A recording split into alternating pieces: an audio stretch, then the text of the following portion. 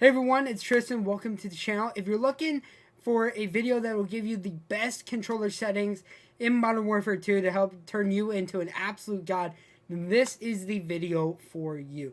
Now, not only do I make videos like this, but I also make videos such as tips and tricks, best class setups, high scoring gameplays, news about Call of Duty, and tons of amazing other content. So don't miss out and make sure to subscribe for future content. And with that being said, guys, let's get to the video. Alright guys, so first off, with the controller, I really stay default, so I don't change the button layout, flip anything, or do a different stick preset. And that's always what I've done in every single one of my games. And also, I make sure to always turn off controller vibration. I just feel that having controller vibration off really helps a lot. Now, as far as sensitivity goes, this is typically what I am doing for Modern Warfare 2. I believe in Vanguard, I had probably around a 5 for horizontal. So I'm moving it up to a 7 because it's a different play style, different movement speed and everything. And then for vertical, I believe in Vanguard, I had like a 5. But sometimes I do a 6 or a 7. So for this, starting out, I'm going to be doing a 6. And this is really going to help me out a lot. It just really makes the game feel, very movable, but not too slow at the same time. Now, one thing I do when it comes to ADS sensitivity multiplier is I have it at a 0.85, and that's going to customize the stick sensitivity while aiming down the sights. So it's going to be a little bit better when it comes down to it. Also, guys, a couple of other things I do is I do have all of these just basically at the default 1%, which is perfectly fine when it comes to me. And for vertical aim axis as well, I have everything just standard, which I feel really does help things out as is. Now for gameplay, I do have aim down sight behavior to hold instead of toggle. And this is very crucial because when you're playing on controller, you want to be able to get your shots, and it's very important. So it's sort of a default thing, but you can customize it however you wish. Now for automatic sprint, I have it being automatic tactical. So moving forward while standing makes the character just automatically tac sprint, which I think is going to be really great and everything like that. Now, one thing to keep in mind though is that if you decide to go with automatic sprint, it will not cancel out other actions in progress, such as aiming down sights, reloading, or water movement. So that is something to keep in mind. As far as the rest of these, I typically keep them where they need to be. Equipment behavior on hold, weapon mount activation on ADS, which is very important rather than having an ADS melee or double tap. So there's that. Now for interact / reload behavior, I have it to prioritize my reload. So that way it is very important, and I can always tap a button, like my X button on my controller to do whatever I need to do and things of that nature.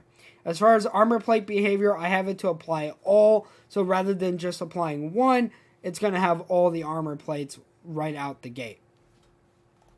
Now for advanced, this is another thing. I have target aim assist on, and there are a couple different ways in which you can do it. Now, it is going to start you at default, but for me personally, what I really like having is that Black Ops. It's a more traditional aim that's slowed down near the target. Now, if you're someone that doesn't play with regular guns and wants to really have sort of a different aim vibe, then precision or focusing will really work well, especially if you're sniping in this game. Now, for the aim response curve type, I'm using dynamic. And the reason why I'm using dynamic for the first time is because after playing the beta, I learned that this game takes a lot to try to kill people. And also at the same time it really depends on your movement of your thumbsticks and everything in between. Whereas dynamic is more fine aim rate and controlled. Linear sort of sticks in between, sticks the aim stick map directly to the aim rate and everything. So if you're really wanting great and you're really good and not missing your shots, dynamic is the way to go. If you're someone who does miss their shots a lot, standard is going to be the best for you. I really don't recommend linear in any situation. Now for ADS sensitivity focus wise, I have it at 1, which is perfect enough when it comes down to it. And this is again going to customize that stick sensitivity while focusing on steadying your aim. Now for sensitivity transition timing, I have it set to instant. You can choose to do gradual, which will progressively apply it, but I personally just like instant because it makes it immediately there when I'm aiming down sights. Now for custom sensitivity per zoom, the only ones I really changed are the low zoom ones. So I changed that from a 1 to a 0.8, which is really going to help me out and everything. And then when it comes to high zoom, I'm changing it from a 1 to a 1.10. So hopefully that does make things a little bit better across the board. Now for input dead zones, I did a couple of different things. I changed the left stick minimum to a 0.07, and this is going to adjust that range and really help with the way that the left stick is on my controller. Now you can increase the value to prevent stick drifting and things like that, but personally for myself, 0.07 is where I really like to be.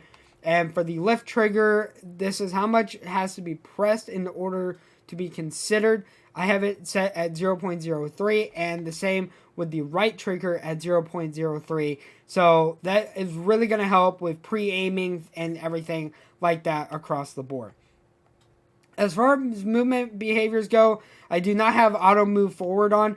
When it comes to tactical sprint behavior, I have double tap. I know some people like doing the single tap sprint, but for me, the double tap is just the best one in my opinion. I have ground mantle on, so what this is going to do is help me jump over nearby obstacles and so forth.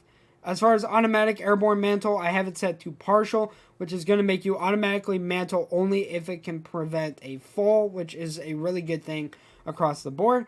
And then the rest of these I basically have off and everything across the board. Now when it comes to some of these other stuff here like combat behaviors, I have ADS stick swap off.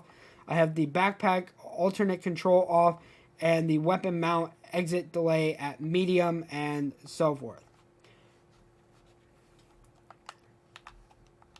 Now, lastly, guys, with graphics, this is going to be something really important. So, first, I do have on-demand texture streaming on, but I do suggest that maybe you turn this off. It is something very similar to what happened in Vanguard, where a lot of people were experiencing lag and things like that because of this. So, it is up to you if you want to have this and everything like that. So, do keep that in mind. And you can also change it if you really want to. Now, as far as processing effects go, I have world motion and weapon motion blur both off. So that removes the blurring of moving objects and weapon motion blur at the same time. Now, for film grain, I have that set basically at 0.25. For depth of field, I do have that on. So it is going to simulate a camera lens. Out of focus regions appear somewhat blurry, but it overall is a really smart thing. And then also for my fidelity VFX strength, I have it set to 11. And what this is basically going to do is enhance the sharpness of the scene rendering around you, make it easier to see and things like that. Now for field of view, I have this set to 100. The default, I believe, is normally an 80. I would say don't go higher than 105 really in most cases. And that's still going to really help you out across the board.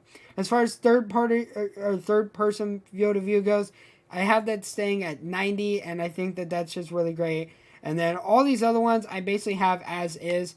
For brightness, I have it set at 50/50, which is just going to be the best way moving forward across the board.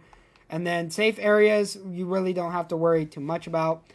And as well with audio, I basically have everything going through my headphones at any time. So master audio, the music, dialogue, effects, everything, all is at 100%. And I do have subtitles on as well with a default size and so forth. So hopefully these do give you guys a really good idea of what to do settings wise going into Modern Warfare 2. Let me know if these settings really do help you out. And if there's anything that you think is differently or that I didn't clarify enough about, let me know in the comment section down below. But with that being said, guys, my name's Tristin, and I'll see all of you guys in the next one.